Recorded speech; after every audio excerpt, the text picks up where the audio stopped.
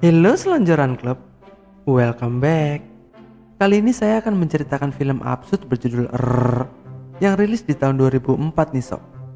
Film ini menceritakan tentang para manusia purba yang aduhnya nggak ketulungan dah pokoknya. Gimana isi ceritanya kita langsung aja lah ya. Jadi, tenangkan pikiran kalian sejenak dan selamat menonton.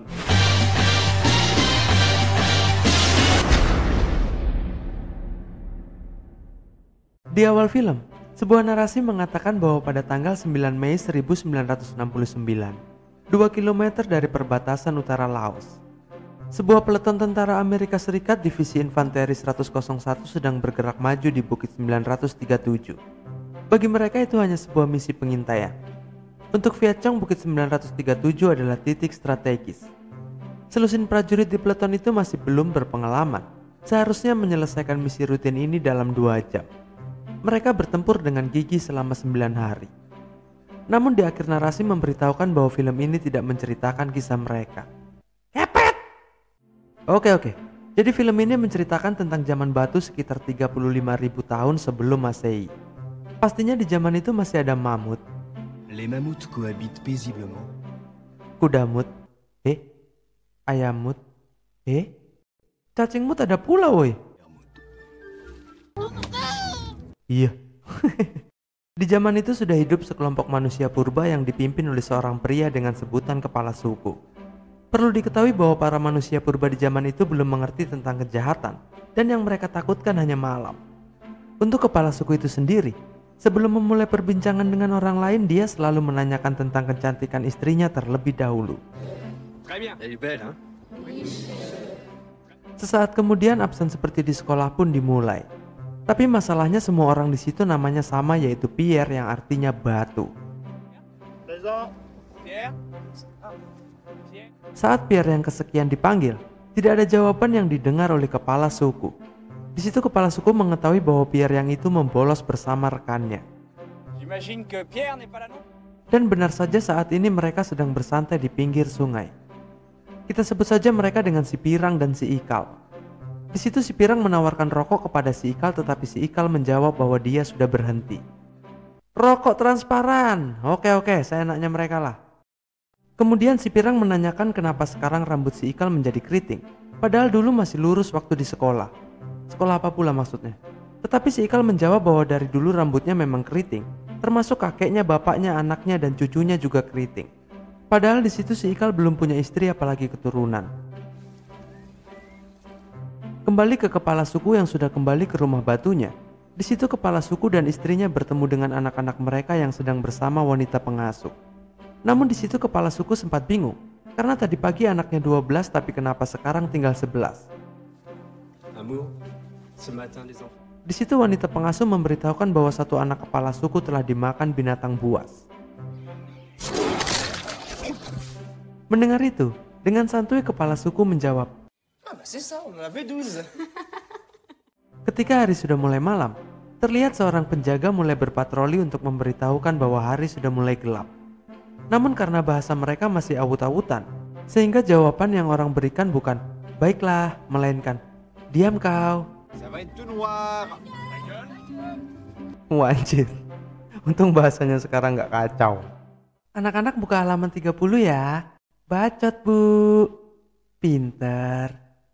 Saat malam tiba, kepala suku melarang anak-anaknya untuk menonton lukisan sampai larut malam.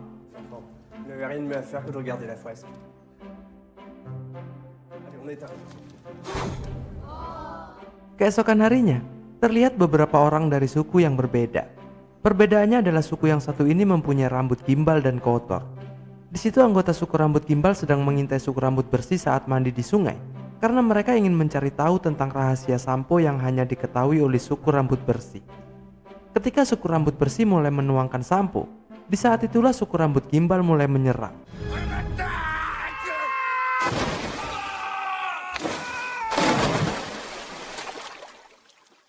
Tapi malah kelelep.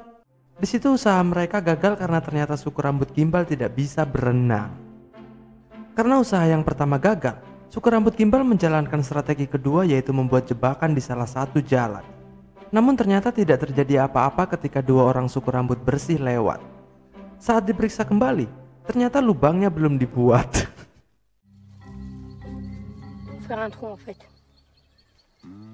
Kembali ke suku rambut bersih, keesokan harinya semua anggota berkumpul untuk absen. Di situ terlihat salah satu anggota yang dipercaya sebagai dukun telah memimpin doa sebelum acara berburu dimulai. Setelah berdoa, mereka pun mulai pergi untuk berburu, namun sang dukun tidak ikut. Di situ terlihat sang dukun terus membawa anjingnya yang sudah lama mati. Sementara itu si Pirang dan si Ikal kembali membolos di tempat yang sama. Di situ si Ikal memetik jeruk lalu memakan kulitnya. Terserah. Ketika membicarakan tentang wanita, si Pirang mengatakan bahwa wanita idamannya adalah yang hidup, sedangkan wanita idaman si Ikal adalah perempuan. Tetapi si Ikal juga menambahkan bahwa perempuan idamannya itu harus keriting seperti dia. Tanpa mereka sadari, seorang anggota suku rambut gimbal mendengar pembicaraan mereka. Tidak lama setelah itu, anggota suku rambut gimbal menghanyutkan sesuatu yang telah ditemukan oleh si Pirang dan si Ikal. Setelah itu si Ikal dan si Pirang memberikan temuan mereka kepada kepala suku. Ketika kepala suku memeriksanya, ternyata itu adalah sebuah surat peringatan dari kepala suku rambut gimbal. Surat itu memberitahukan bahwa saat ini kepala suku rambut gimbal telah menculik dan menyandra dirinya sendiri. Sebagai buktinya, kepala suku rambut gimbal juga mengirimkan potongan tangannya. Selain itu, kepala suku rambut gimbal mengancam akan membunuh Sandra jika suku rambut bersih tidak memberikan resep sampo sebelum matahari terbenam. Namun kepala suku rambut bersih tidak peduli dengan ancaman itu, karena yang disandra bukanlah anggota dari suku rambut bersih. Ketika matahari tenggelam, resep sampo tidak juga diberikan sehingga kepala suku rambut gimbal benar-benar membunuh dirinya sendiri. Pada akhirnya kepala suku rambut gimbal telah dimakamkan.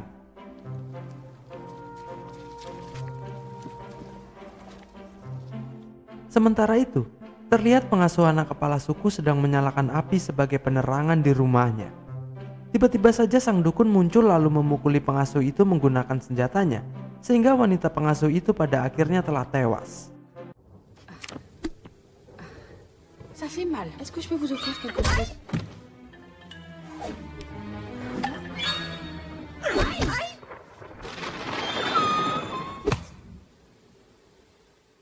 Keesokan harinya, para anggota rambut bersih berbondong-bondong ke rumah si pengasuh setelah mengetahui bahwa si pengasuh telah tewas. Di situ terjadi perdebatan antara kepala suku dan seorang anggota. Kepala suku beranggapan bahwa pembunuhan itu adalah ulah binatang buas, namun orang itu tidak sependapat. Orang itu beranggapan jika itu ulah binatang buas maka binatang itu pasti sudah memakannya. Orang itu juga mengatakan bahwa Bitanang membunuh untuk makan. Mendengar itu tiba-tiba saja si Pirang berkata salah. Perkataan si Pirang membuat orang itu geram sehingga dia ingin membuktikannya, yang dimana orang itu mengganggu beruang tidur sehingga membuat beruang itu mengamuk lalu mencapik-capik orang itu hingga tewas.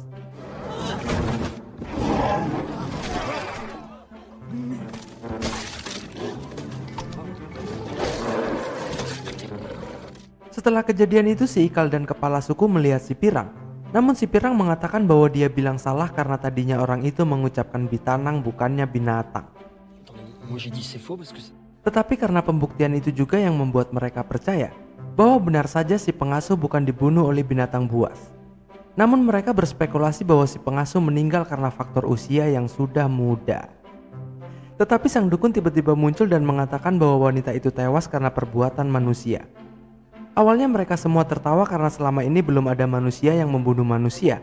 Namun sang dukun menjelaskan bahwa wanita itu dibunuh menggunakan pentungan dan mulutnya dijahit. Pada akhirnya mereka pun percaya, yang kemudian kepala suku mengajak si Pirang dan si Ikal untuk mencari tahu siapa pelakunya.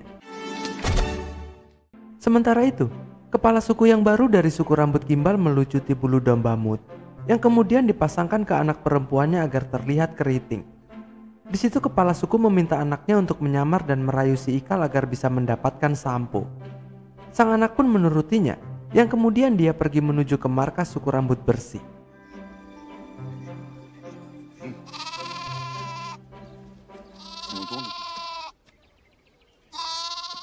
Kembali ke suku rambut bersih, kali ini kepala suku mengumpulkan orang-orang untuk menanyakan siapa yang membunuh wanita pengasuh. Tetapi saat ditanya tidak ada yang mengaku. yang kemudian sang dukun memberitahukan bahwa yang membunuh adalah orang yang mempunyai pentungan. Karena semua orang mempunyai pentungan, sehingga kepala suku kembali berpikir. Saat berunding dengan si Ikal dan si Pirang tentang jahitan di mulut korban, si Ikal berpikir bahwa mungkin saja pembunuhnya adalah seorang tukang jahit yang mempunyai pentungan. Mendengar itu, kepala suku segera memerintahkan dua anggotanya ke penjual pentungan untuk menanyakan siapa tukang jahit yang baru saja membeli pentungan. Kedua anggota itu pun berangkat sambil memikirkan bahwa perjalanan ke sana membutuhkan waktu 3 hari, yang berarti pulang pergi mereka harus berjalan selama 6 hari. Sambil menunggu kabar dari dua anggota itu, kepala suku mengajak semua anggotanya untuk bermain voli rusamut. Bolanya dari rusamut betina yang ditiup, sedangkan netnya tali yang dipegangi.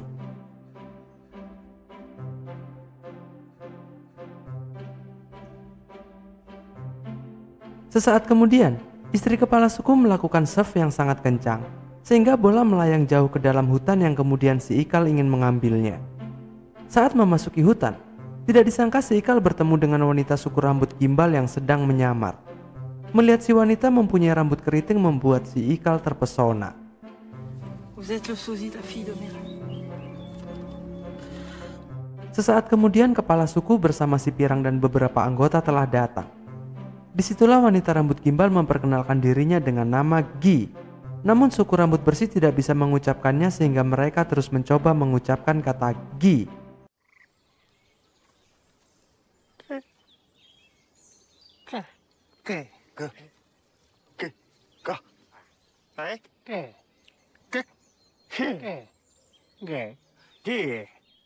Hal itu membutuhkan waktu lama, sehingga mereka melupakan tukang net yang mencoba untuk tetap profesional.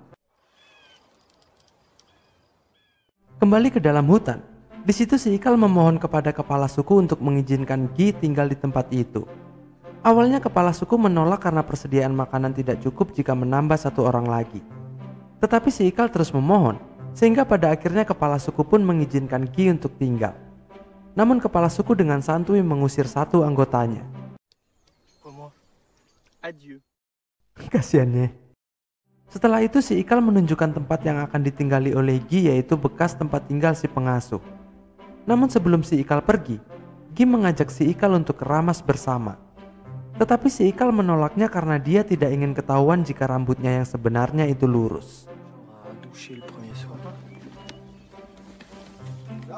Dan benar saja ketika berada di tempat tinggalnya, si Ikal melepaskan penahan rambutnya yang terbuat dari tulang ayamut. Sementara itu 2 anggota suku rambut bersih masih melanjutkan perjalanan.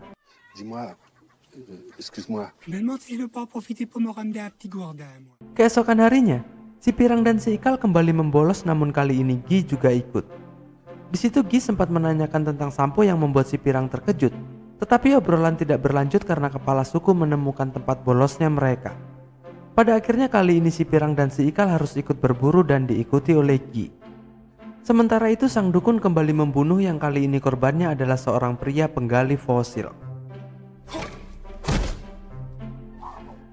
Ketika sudah hampir malam, si penjaga kembali berkeliling untuk memberitahukan bahwa hari sudah mulai gelap. Saat memasuki tempat tinggal pria penggali, si penjaga melihat seseorang berlari yang kemudian dia mendapati pria penggali telah tewas. Namun dia tidak bisa segera melaporkan kepada kepala suku karena malam telah tiba.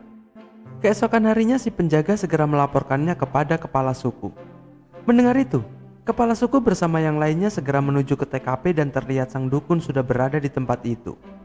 Di situ terlihat mulut dan hidung korban juga dijahit. Setelah melihat itu, kepala suku memerintahkan si Pirang dan si Ikal untuk mencari pelakunya. Dengan imbalan akan membebaskan si Pirang dan si Ikal dari tugas berburu selama seumur hidup ditambah beberapa hari.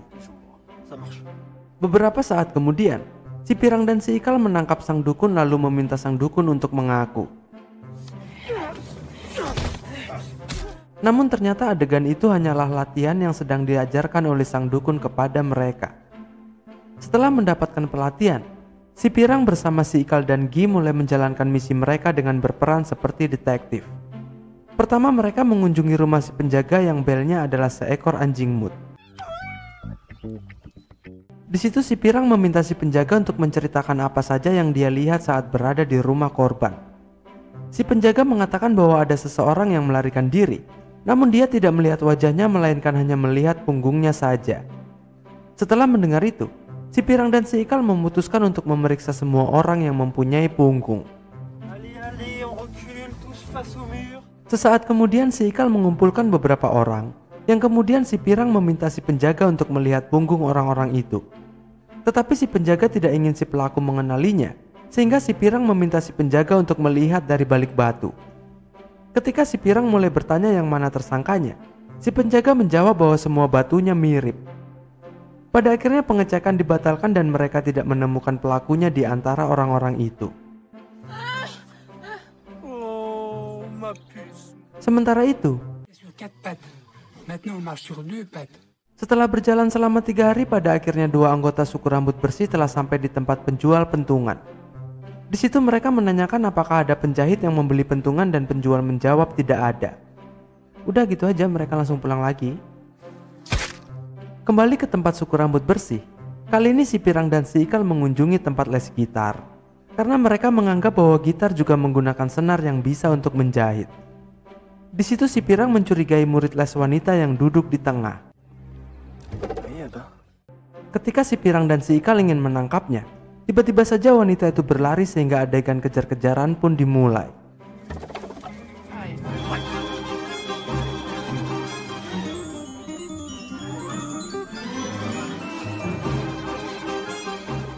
Selama kejar-kejaran mereka menghindari lubang jebakan yang dibuat oleh 2 anggota suku rambut gimbal. Setelah jebakannya dihindari, anggota rambut gimbal baru sadar bahwa seharusnya ranting penutup ditaruh di atas lubang bukannya di dalam lubang. Kembali ke kejar-kejaran, sesaat kemudian hari sudah mulai gelap sehingga mereka menghentikan kejar-kejaran dan menandai tempat terakhir mereka berpijak. Keesokan harinya mereka kembali ke tanda dan memulai kembali aksi kejar-kejaran mereka. Setelah terus mengejar, pada akhirnya si Pirang dan si Ikal berhasil menangkap wanita itu dan memborgolnya menggunakan lobster mood. Tidak lama setelah itu kepala suku mengumumkan kepada semua anggota bahwa penyelidikan telah selesai. Lalu kepala suku mengajak mereka semua untuk merayakannya. Kepala suku juga akan mentraktir mereka makan kuda Nilmud. Kemudian kepala suku mengajak mereka untuk pergi. Diajak lagi masih ore-ore aja. Akhirnya kepala suku pasrah. Beberapa saat kemudian acara perayaan pun dimulai. Sebelum menikmati hidangan, kepala suku mengatakan bahwa acara ini adalah untuk merayakan akhir penyelidikan yang rumit tapi singkat. Kepala suku juga berterima kasih kepada wanita itu yang dianggap pembunuhnya, karena tanpa wanita itu perayaan ini tidak akan pernah ada. Di situ si wanita sempat mengatakan bahwa bukan dia pelakunya, tetapi dia berterima kasih atas sambutan yang hangat. Pada akhirnya mereka menikmati hidangan kuda Nilmud.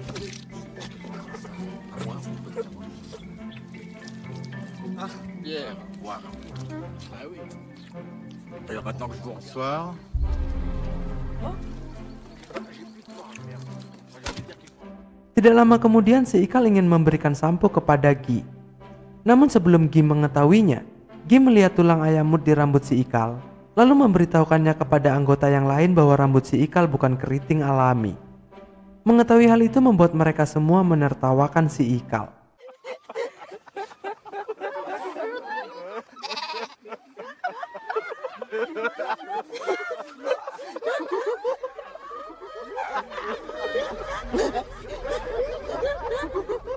Ejekan itu membuat si Ikal kesal, yang kemudian si Ikal melepaskan rambut palsu Gi untuk memberitahukan kepada semuanya bahwa Gi adalah suku rambut gimbal. Ternyata selama ini si Ikal mengetahui rahasia Gi, namun si Ikal tidak ingin memberitahukannya kepada siapapun karena si Ikal berharap bahwa Gi berbeda dengan yang lain. Yang terakhir si Ikal menyebut Gi dengan panggilan kotor, sehingga hal itu membuat Gi sakit hati yang kemudian Gi pergi untuk kembali ke tempat asalnya. Setelah Gi pergi, terdengar suara burung gagak mut yang di zaman itu dianggap sebagai panggilan telepon untuk kepala suku. Dengan segera kepala suku mengangkat telepon lalu berbicara dengan si penelpon dengan cara super absurd. Selain itu kepala suku juga meminta si Ikal untuk merekam semua pembicaraan mereka. Di situ si penelpon mengatakan bahwa dia adalah pembunuh yang sebenarnya dan besok dia akan membunuh lagi di tempat yang sama dengan tempat dia menelpon saat ini. Namun si penelpon tidak memberitahukan siapa korban selanjutnya yang kemudian si penelpon menutup teleponnya. Setelah menelpon, mereka mendengarkan hasil rekaman manual dari mulut si Ikal. Je vous appelle pour vous dire que je vais tuer demain. C'est moi le meurtrier. C'est moi le meurtrier. Voilà. Setelah diulang beberapa kali, kepala suku menyadari sesuatu yang kemudian meminta rekaman diputar dengan lambat. C'est moi.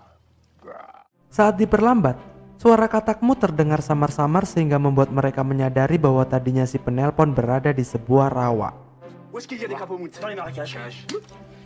Beberapa saat kemudian, kepala suku bersama si Ikal dan si Pirang telah berada di rawa sambil menyamar. Di tempat itulah mereka ingin menunggu kemunculan si pelaku pembunuhan. On est très bien placé. Ketika sedang menunggu, muncul Guy bersama ayahnya di rawa itu.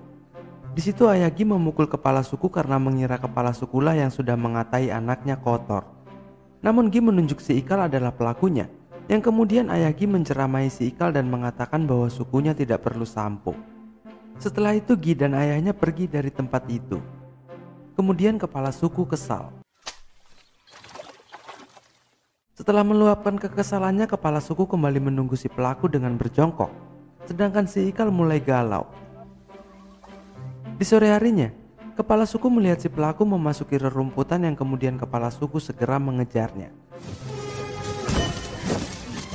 Di situ kepala suku beberapa kali kena overlap.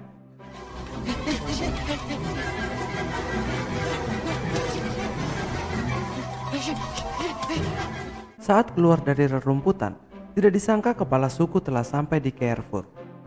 Kemudian kepala suku memasuki Carrefour itu dengan perasaan bingung dan takut. Saat menemukan mesin cuci, kepala suku mulai memperlihatkan kekatroannya. Kebingungan kepala suku semakin menjadi saat karyawan Carrefour muncul untuk mempresentasikan keunggulan mesin cuci itu. Si ce modèle vous intéresse, je suis à votre disposition. Consommation d'énergie. Ah, c'est ça, voilà, en consommation d'énergie. Ouverture sur le dessus. Et on peut vous livrer gratuitement. Semakin lama kepala suku semakin ketakutan, sehingga dia berteriak lalu terbangun dari tidurnya. Mais vous me la prenez ou pas? Mimpi itu membuat kepala suku merasa takut sehingga dia memutuskan untuk menyudahi penyelidikan di hari itu. Mais chef, c'est le début de l'après-midi. Sebagai iklan, terlihat dua anggota suku rambut bersih masih dalam perjalanan pulang. Keesokan harinya, si Pirang melihat bocil yang tidak diajak bermain oleh teman-temannya karena tubuhnya yang gemuk. Melihat si bocil bersedih, si Pirang mencoba untuk menghiburnya. Namun si bocil nggak tahu diri sehingga si Pirang menamparnya. Setelah ditampar, anak itu pergi sambil menangis yang suaranya mirip seperti suara mobil balap. Mendengar itu membuat si Pirang teringat saat dulunya dia bermain mobil-mobilan bersama istri kepala suku dan dua korban pembunuhan yang waktu itu masih hidup.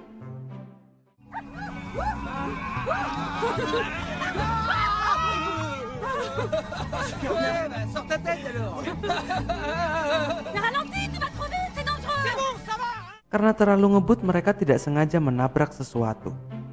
Saat si Pirang keluar dari mobil untuk memeriksanya, ternyata yang mereka tabrak adalah anjing mut milik sang dukun hingga membuatnya mati.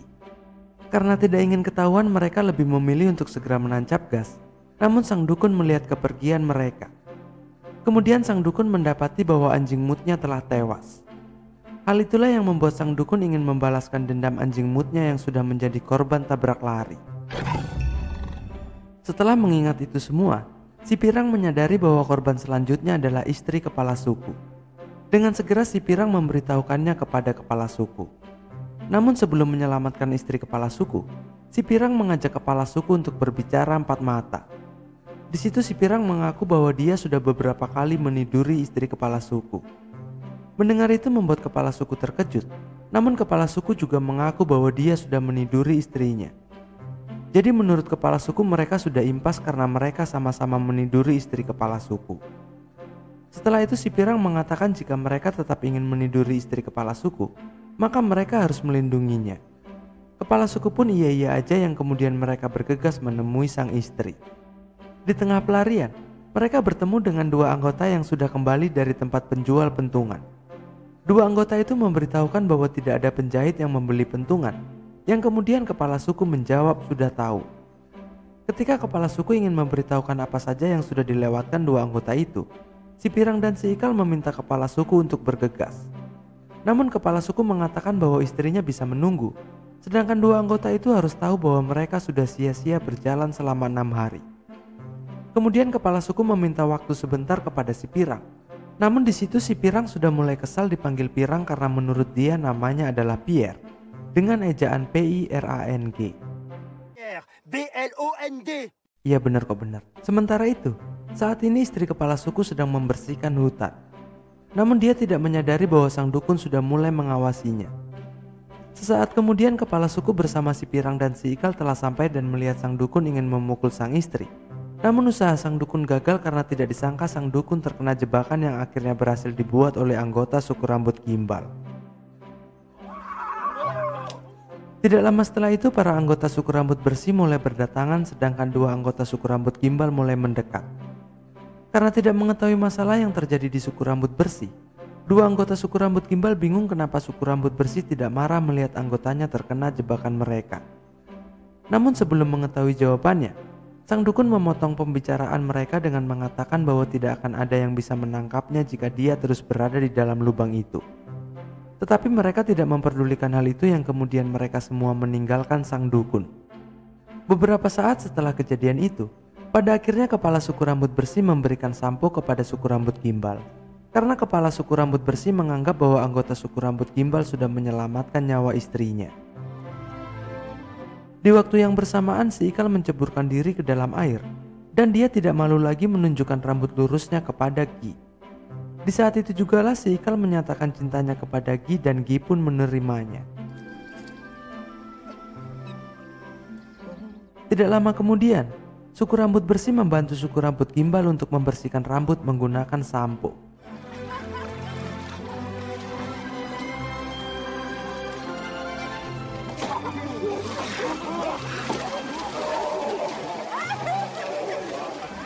Adorable.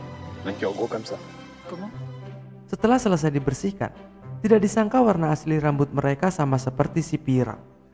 Dari situlah terungkap bahwa sebenarnya si pirang berasal dari suku rambut gimbal, yang dimana selama ini dia diadopsi oleh salah satu keluarga dari suku rambut bersih. Baru diketahui juga bahwa ternyata si pirang adalah anak kandung dari ayah Gi, yang berarti Gi adalah adik kandung si pirang. Di situ akhirnya si pirang juga mengetahui bahwa ibu kandungnya adalah seekor simpanse.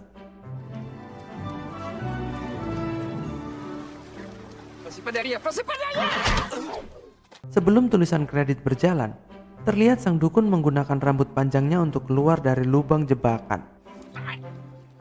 Namun sesampainya di atas, sang dukun sudah ditunggu oleh binatang buas yang sudah siap menyantap cemilannya.